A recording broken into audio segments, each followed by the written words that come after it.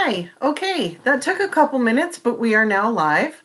Hi, it's Sarah, your friendly neighborhood prevention specialist. It is Thursday, March 26th, 2020, and this is our fourth day of streaming and teaching remotely from my home office.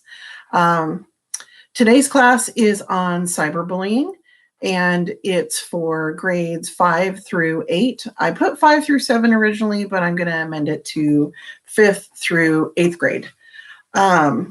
So below this video, when it's all done going live, there will be a link to Google Classroom where you can find a PowerPoint about today's lesson, as well as we have an activity called Sandra's Story. And it looks like that. And you'll find that activity that you can print off and do at home. All right, so let's get right into it. We are talking about cyberbullying today. And, I get calls from schools all the time to talk to kids about this because it's a big, big problem. So let's talk about what it looks like in the real world, how it works, and some of the consequences and what happens. And then we'll do the activity called Sandra's Story. Okay, so there's a difference between like joking, being mean, and bullying. Take a minute and just think about, just for a moment, what do you think the difference is between joking, being mean, and bullying? I'll give you just a moment to think about that. Okay, so being mean and bullying are never okay. Neither is okay, but bullying is someone who on purpose uses their power to hurt or upset and threaten someone over and over again. It could be to hurt them, to upset them, or to threaten them. And cyberbullying is the kind of bullying that happens online. Again, it happens again and again. And it can happen, and it happens on the internet. Excuse me. No, I don't have COVID-19. I just have seasonal allergies. So this can happen on a phone, on a tablet, on a laptop, any of it. And cyberbullying can feel harder to escape, and it can be anonymous. So sometimes people that are being cyberbullied don't know who's bullying them because things are posted anonymously, or they're posted from profiles that are not familiar to them, not someone's usually direct profile. And joking is when everybody laughs, when something is funny and everybody laughs and everybody finds it funny and it's not hurtful. So joking around with your friends, joking around with your family, that's all perfectly fine. When it goes into being mean and bullying, is being mean is when you want to hurt somebody. You're trying to hurt them. You're trying to hurt their feelings. You're trying to make them feel scared or lesser than, or whatever that hurt looks like. And bullying is when it's done repeatedly. Cyberbullying is when it's done repeatedly and online. So what are some ways that you can respond to cyberbullying? Okay, I'm going to consult my notes. So if you go onto Google Classroom and you follow the PowerPoint, so the slide number 2 asks you what cyberbullying is and how you can stop it. Give yourself a few minutes to think about that. How do we stop it? So ways to respond if you see cyberbullying. So the target, let's go through a couple definitions first. The target is the person on the receiving end of the bullying. And the bully is the person doing the bullying. So the target is the person, the victim of the bullying. So let's also, I'm going to digress from what can we do for just a moment. Reasons why cyberbullying occurs. So when I talk about this in classrooms, we talk about a lot of times how people are far more aggressive behind a keyboard than they might be in person. There's some anonymity to it, meaning anonymous. Um, there's some protection in being behind a keyboard and not having to face that person, because sometimes if you just say something outright mean to somebody's face, well, they might not take that too well and violence might occur. Violence doesn't solve the problem, but it's sometimes a cause and effect kind of thing. So it happens.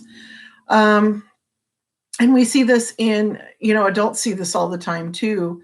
When they see like Yelp reviews for businesses and things like that, people are very, very aggressive behind a keyboard, far more so than they would be in real life. And some reasons why people cyberbully, feeling a lack of your own power. You don't feel powerful in your own self. You don't feel confident in your own self. And hurting others gives you some kind of false sense of power. Somebody who truly feels power in themselves doesn't need to hurt others. They don't need validation from others. They just know that inside they're good. They're good enough. You are enough. Let me say that again. You are enough. All on your own, all who you are, the way you look, the way you feel, the way you process information, your hobbies, you are enough. You don't need to hurt anybody else. So there's a saying, hurt people hurt people.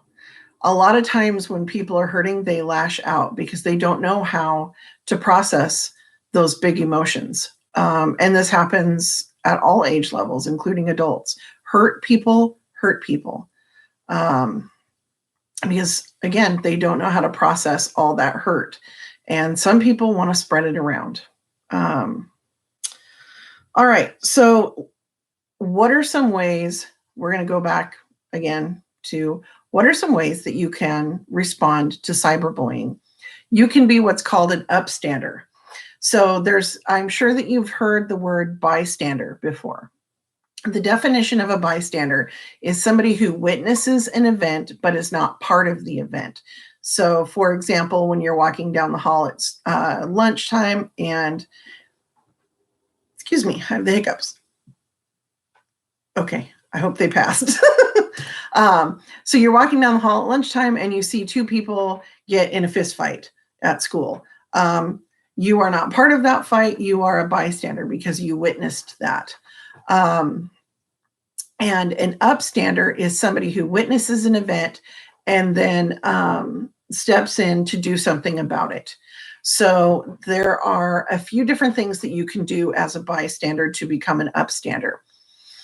You can call for help. So we'll take that fist fighting example at school. You are walking down the hall and you see two people get in a fist fight. You can call for a teacher or a principal or a counselor. You can call the police, whatever. You can call for help or you can elicit help from people around you. So you might get a few of your friends together and be like, come on, we got to go break this up. You can talk to the victim. You can talk to the perpetrator. You can create a distraction. And we'll get more into bystander and bystander intervention in later classes. But for today's lesson about cyberbullying, if you know somebody who is being cyberbullied, you can talk to a trusted adult. So what's a trusted adult? These are people in your life who you trust with information. So, and you trust to keep you safe. These are the people in your life who always want what's best for you. They always look out for your best interest. They care about you. These might be your mom, your dad, your grandma, your grandpa, a teacher, a school counselor, a police officer. I want to apologize quickly. My dogs are barking like crazy. That's one of the things that happens when you work from home. You get to hear all the sounds and craziness that goes on in someone's home. I have 2 Labradoodles, and they feel it is their duty to let the whole neighborhood know that they're here. All right. So anyway, I digressed back to if somebody's being cyberbullied. So you could talk to one of your trusted adults. I encourage you to think of 4 trusted adults in your life. Hopefully you have more, but try to come up with 4 trusted adults. Again, it might be a teacher, a school counselor, a principal, mom, dad, grandma, grandpa, aunt, uncle, older cousin, whoever the people are in your life, the adults in your life that you trust, that you know will handle the situation well. Maybe you talk to the victim. You talk to the kid who's being cyberbullied, and ask them, how can I support you? Have you talked to your trusted adults? Have you told anybody about what's going on? And support them. So if they are like, no, I haven't, I'm too scared, you can go with them when they talk to their parents or when they talk to a school official. You can be a good upstander and be very supportive. If you are being cyberbullied, again, I encourage you to go to a trusted adult and talk to them about it. And if it's somebody that you go to school with, definitely talk to the school about it. You can block them. You can delete profiles, phone numbers, whatever it is. Just step away from your device for a while. Step away for a while. A lot of times what they want is to get a reaction. A cyberbully, any bully wants to get a reaction. They want that feeling of power over you, that they have hurt you in some way, that you're either feeling sad or scared or lacking confidence or whatever it is. They want that power. Don't give it to them, because you are enough. All on your own, you are enough. But definitely talk to someone. If you are cyberbullying someone, I encourage you to empathize. All right, what does empathize mean? So empathy is imagining what it feels like to be in someone else's shoes. So if someone was cyberbullying your very best friend, or they were cyberbullying your sister, your brother, your mom, or you, if somebody wanted to hurt you and used things about you against you to hurt you, how would that feel? Please take a moment of honest introspection. How would that feel? Awful. It's awful when someone wants to hurt you.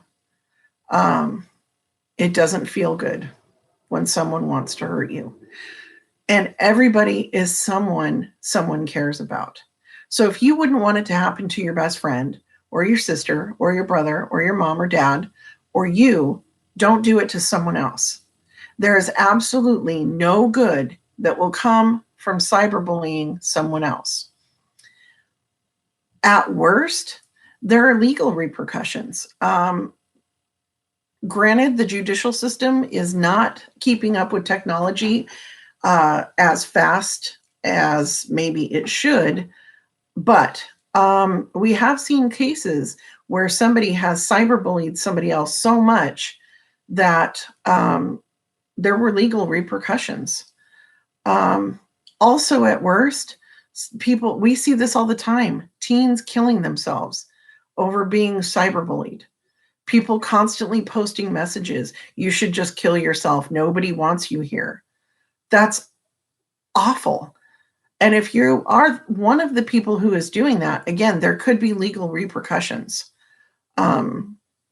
depending on the scope. You are enough all on your own without needing to exert power or fear over anyone. You are enough all on your own. And that other person is too. If you don't like someone, okay, not everybody likes everybody, and that's all right. Just leave them alone. Just leave them alone. Because again, everybody has people that care about them. Everybody does.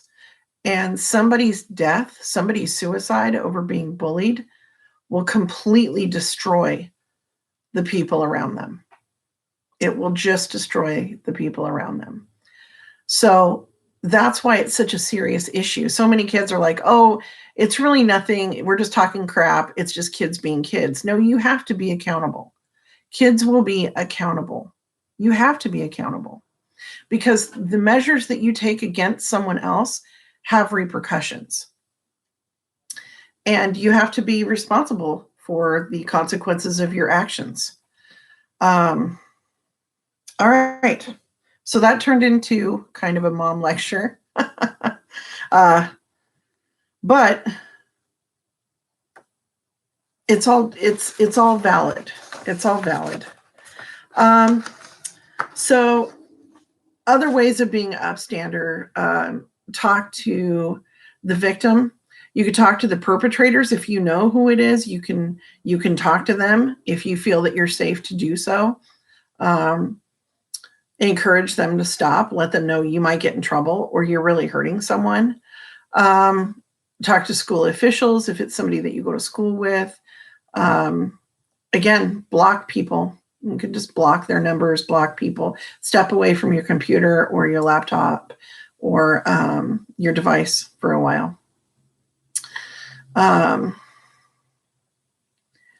So we talked about empathy. We talked about being a good upstander. So if you think that a bully can empathize with someone, do you think that would be enough to make them stop? Maybe. If the bully thinks that they're going to get in trouble, either at school or with their parents, or even at worst with the law, would that make them stop? Maybe. Hopefully empathy motivates you to be an upstander and be supportive rather than, being the bully. Okay, so we're going to put this into practice. We're going to do Sandra's story. And again, Sandra's story you can find on Google Classroom. It's a paper that looks like this. Sorry. So if you can't print this off, I'm going to read this to you and you can just use a piece of paper and a pencil and fill it out. Okay, so this is Sandra's story. Sandra is planning a birthday party. Her parents have set a limit of 15 kids, so she can't invite everyone she'd like to. 2 kids who were not invited, Jesse and Maya, overhear the plans. They decide to spread mean rumors about Sandra using an anonymous messaging app. They say things like, Sandra is so not cool, not sure why anyone would go to her filthy house. I heard Sandra is having fruit instead of cake, yuck. Sandra is totally boring, and I don't know why anyone would go to her party. They encourage the students who were invited to the party to add reasons as to why Sandra is not cool and tell them not to go to her party. When Sandra logs on to the app and sees the messages, her stomach sinks. She feels hurt and embarrassed and doesn't know who's posting the messages. She tells her parents she's sick, so she won't have to go to school the next day. She even thinks about canceling her party. All right, so in this situation, who is the target? So you would write down target and write down who is the target. Remember, the definition of target is the person who is being bullied. So that would be Sandra. So who are the bully or bullies? You'll write down bully, and then you'll write down who you think that is. And then write down bystanders or upstanders. And who do you think those people are? All right, so the bully or bullies are Jesse and Maya. And the bystanders or upstanders are all of the other friends of Sandra's who've been invited to the party. So the next question, if you were Sandra, how would you feel in this situation? Would your feelings be the same or different from Sandra's, and why? So I want you to pause the video here and take just a moment to write down, if you were Sandra, how would you feel? Would you feel the same or different as Sandra? Remember that she feels hurt and embarrassed. She doesn't know who's spreading the messages because it was on an anonymous app. And she tells her parents she's sick, so she doesn't have to go to school, and she's considering canceling her party. So pause the video now and write down how you would feel. Okay. Coming back to, okay, so how would you feel? So if it were me, I would feel pretty rotten. I would probably feel sick to my stomach. I would feel terrible knowing that people were spreading rumors about me, especially if I thought maybe they were my friends. Okay, so the third question, and there's no right or wrong answers to that last question, especially because however you would feel is how you would feel. Jesse acted did. Could anything have been done so they would not have acted this way in the first place?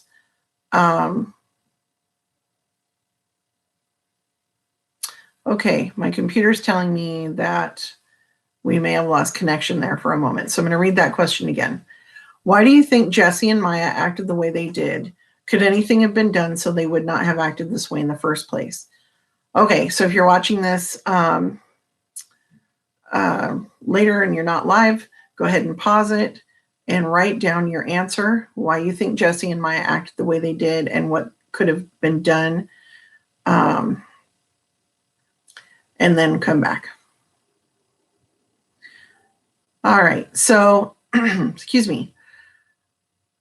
Most likely Jesse and Maya are acting that way because they felt left out. Maybe their feelings got hurt that they weren't invited to the party and they really wanted to be.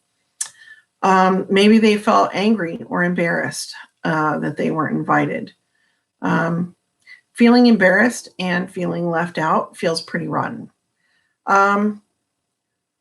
It's possible that Sandra could have explained to them in the beginning that she could only invite 15 people. She couldn't invite everybody that she wanted. However, that's a little bit of victim blaming in that it puts the responsibility on Sandra to not get bullied when Jesse and Maya just should not have bullied her. Jesse and Maya maybe could have went and asked her, hey, how come we weren't invited? And Sandra could have said, I had a limit and I could invite everybody. Let's have a sleepover, go to the movies or something like that later. So the fourth question is, if you were Sandra, what would you do to try to stop the bullying? So put yourself in Sandra's shoes, empathize with Sandra, and write down what you would have done, or what you would do rather, to try and stop the cyberbullying. So go ahead and pause the video and we'll come back and talk about it. Okay, so there are numerous things that Sandra could do. She could just not respond or retaliate. Sometimes when you're angry and you reply to something, especially if you're angry, you may make the situation worse by saying something that you're not really happy about. A lot of times, like we talked about earlier, they're trying to get a reaction out of you. So if you don't give a reaction and don't give them that power, it might escalate for a little bit and then most likely drop off. Yeah, she could block the bullies. If you get mean messages online, block the person from your friends list. If it's on an anonymous app and you don't know who it is, delete the app. You can use reporting tools. Some of the apps have reporting tools that could block or suspend the user. Take screenshots of the messages. So document what's going on so that when you talk to that trusted adult, your parents, whoever that is, that you have the proof. You have the evidence there. Sandra could talk to a friend. She could talk to a friend and, just tell them, like, I need support right now. This is really hurting. I don't like what's going on. And again, tell a trusted adult, parent, family member, school officials, whoever it is. It's not tattling, it's sticking up for yourself. You do not deserve to be bullied ever. Okay, so the fifth question, if you were one of Sandra's friends, how would you be an upstander in the situation?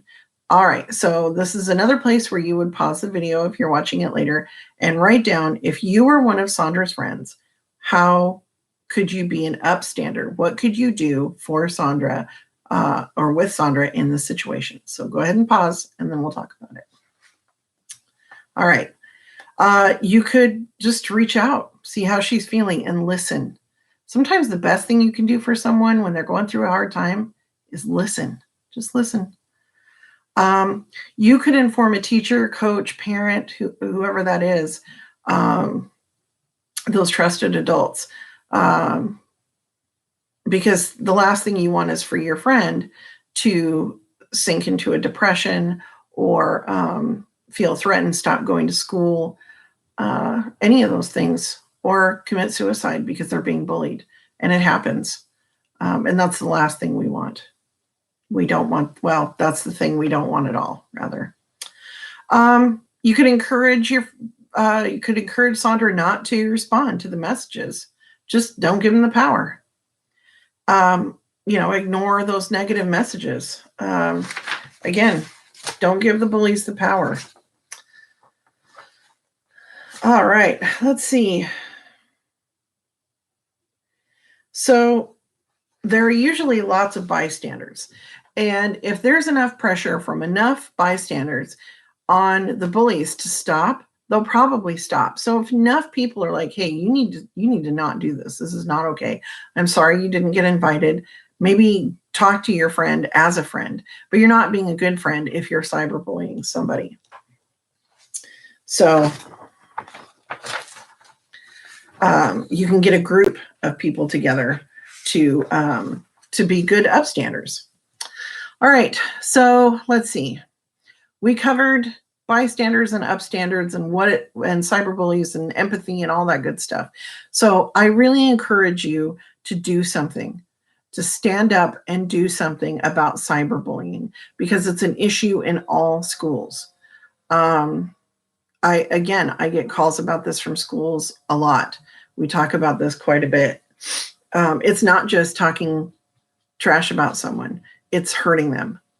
And as much as you don't want to get hurt, other people don't want to get hurt either. And if we're really introspective and really honest with ourselves, we don't want to get hurt. And we know it's not funny to hurt someone else. We've all seen someone we love get their feelings hurt, and we don't like it. We've all had our feelings hurt, and we don't like it. The best way to be powerful within yourself is to be kind. Be kind. Being kind is gangster. Just be kind. It's the very best thing you can do. And especially when it comes to your school. So your school is a community, and you are responsible for your community. It is up to the principal and the vice principal and the teachers and the administration, but the health and nurturing of your school community is up to the students. It is up to you. If you don't like the way your school feels, if you don't like the culture of your school, it's up to you to change it. It's up to the students to change it. So if you know that cyberbullying and bullying is a big problem in your school, it's up to you to change it. And you can do that. You can all be good upstanders, and you can change it, because it's up to you to change the culture of your community. And let's face it, at school, in normal times, we spend a lot more time with each other than we do with our family members at home, because we're at school like 8 hours a day. So if you want to change the culture of your community, it's up to you. It is up to you. All right. So that is the end of the video for today. I will be back next week, Monday, Tuesday, Wednesday, and Thursday. Tomorrow, I will post the classes on Google Classroom of what is coming up next week. and who, what the classes are and who the grade levels are for. If you have questions, please post them and I will answer them to the best of my ability. As for the weekend, most of us will all be at home again. So, excuse me, I have the hiccups. Do your best to take care of you. Be sure to get plenty of sleep, eat healthy food, get some exercise, and be kind to yourself and to others. None of us really knows how to do this. This is something that's unprecedented in our time, and we really don't know how to do this. So let's give each other grace in how we get through all of this. We will get through it together, but apart, through social distancing. I hope you all have a healthy, happy, wonderful weekend. Remember, be kind, wash your hands, and I'll see you next week. Bye-bye.